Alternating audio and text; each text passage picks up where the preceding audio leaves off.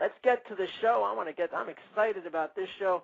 Sylvia Browne is an internationally best-selling author and world-famous psychic. She's appeared regularly on numerous TV shows. She's written tons of fantastic books. She's really been at the forefront of America's obsession with the supernatural, and was one of the first psychics to share her gift openly with the public. She's here to talk about her newest book, Psychic: My Life in Two Worlds. We're honored to have her on. Sylvia Browne, welcome to the program. Oh, thank you so much. You know, when you were talking just a few minutes ago, it sounds like one of my lectures. Honest to God, it does. It's almost like it was verbatim. That's what I always say. You know, don't get so earthbound. Get out of yourself, you know, and go help somebody else, because we're not here to just sit around like a slug. And if you just do even one action a day that's kind, you've kept yourself on track spiritually.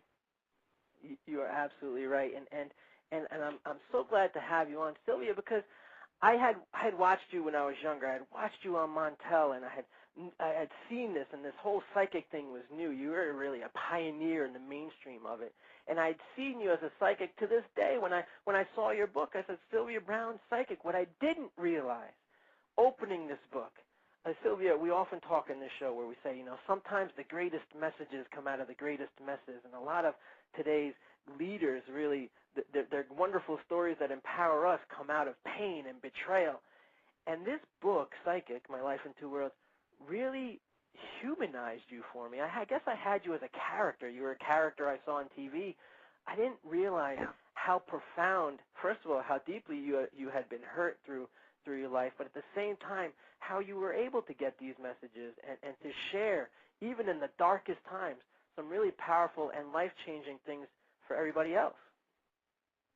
Yeah, don't you know, I mean, it's an old saw, but it really is true. You know, what doesn't kill you makes you stronger. And my grandmother used to have a wonderful saying. She used to say to me, because she was a psychic too, and she'd say, Sylvia, within your weakness, there lies your strength sleeping. And it's true. And I used to repeat that to myself in my darkest hour, you know. And I always said to myself, my life is not here for just me. It's here to be shared with other people.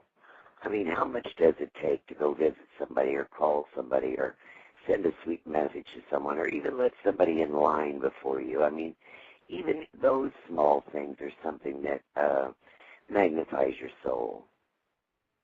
They really do, and they're more in alignment with our intended purpose. You know, you have a brilliant, the last line in your book is absolutely brilliant, and is it a mantra of yours? I'm not sure, but you simply end your book by saying, do good, love God. Yeah, love God, and then shut up and go home. I love that. Because you're talking about participating. What I find in this book, Sylvia, is that you were participating in your life. Man, and did you get hit sometimes, but you were participating. You were out there, and you were while it was pushing you down, there was no time that you weren't trying to stand up. Is that something throughout your readings that you try to tell people about, or is that the messages you're getting from the other side? Keep going. It's all part of a system. Exactly. And who doesn't go through hardships, but you can't own it. You know what I'm saying? It's like, because I'm going to be giving a lecture this weekend, and I said to people, and my guide told me this years ago when I was a girl in Kansas City, Missouri.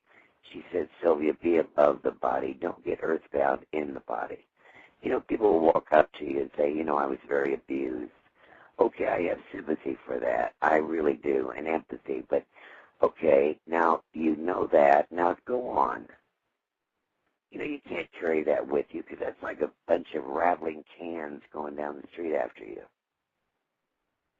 You learn from it, and then you just apply it. You know, I would love to tell you that I would have been a good mother, but I'm telling you the truth. I really believe I was a better mother because of the mother that I had. Which so out of every bad comes good. You had a mutual dislike with your mother. Oh, yeah, she was really something else. But I was very fortunate because I went towards my father, who was just a gem, and of course I had my grandmother. Otherwise, I'd probably be out collecting tinfoil and string someplace, you know. But they were always there for me. And my grandmother, who was actually a working psychic, because we come from 300 years of them. So, and my son works all the time, Christopher. But I do believe it's not only a genetic thing, but more important, I believe it comes directly from God. I don't want to get caught in Sylvia does. That's just so boring. I think that your relationship with your grandmother was absolutely vital to the Sylvia Browne that we're speaking to now.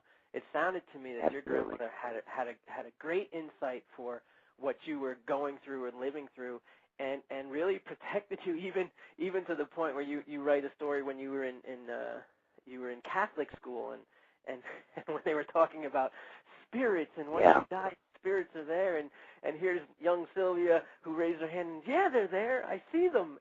And you found out exactly, and then the nun, you know, really got on me, and my grandmother put on her hat and stormed up to the school. I never will forget. It was called Lady of Good Counsel, and I don't know what she did, but after that, the nun never said anything to me about anything.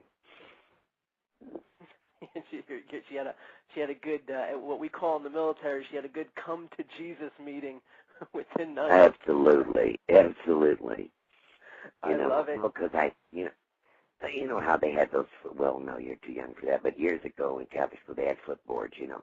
Your angels are with you, always with you, guide. You know, I raised my hand and I said, oh, yeah, I have one of those, and she talks to me, and, you know, and the nun said, I'll see you afterwards. Because, you know, in those days they didn't know whether to bless you or burn you, you know. Yeah, and that's exactly right. And I think part of that, the reason your story really hit home with me also, because here in New York I was also raised Catholic, and I had a very similar experience. While not having the psychic connection that you had, I still had logical questions, and I would right. equally by, you know, the answer to my question was yelling at me and sending me to say, I don't know, 100 Our Fathers or whatever the punishment would be for my questions. Sylvia.